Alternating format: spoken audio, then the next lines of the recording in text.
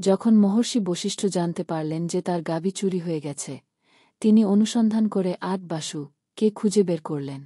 তিনি তাদের উদ্দেশ্যে বললেন, তোমরা আমার ভূমিতে বিচরণ করতে আসো, আমি তোমাদের অতিথির মতো সম্মান করি, আহার বিহার দিই। তারপরও তোমরা আমার পশু চুরি করতে চেয়েছ, তাই আমি তোমাদের শাপ দিচ্ছি, তোমরা সকল বাসু মানবরূপে জন্ম নেবে। এই শাপ শুনে বাসুরা অত্যন্ত ব্যথিত ও উদ্বিগ্ন হয়ে পড়ল। মানবজন্ম তাদের কাছে দুঃখ ও বন্ধনে পরিপূর্ণ।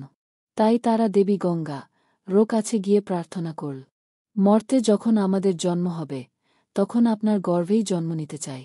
আর দয়া করে আমাদের জীবন যত দ্রুত সম্ভব সমাপ্ত করে দেবেন, যাতে আমরা শাপমুক্ত হতে পারি এবং মানবজীবনের দুঃখকষ্ট ভোগ করতে না হয়। দেবী গঙ্গা বাসুদের কথা শুনে রাজা শান্তনুর দিকে তাকিয়ে বললেন, পরবর্তী অংশ চাইলে লিখে দেব।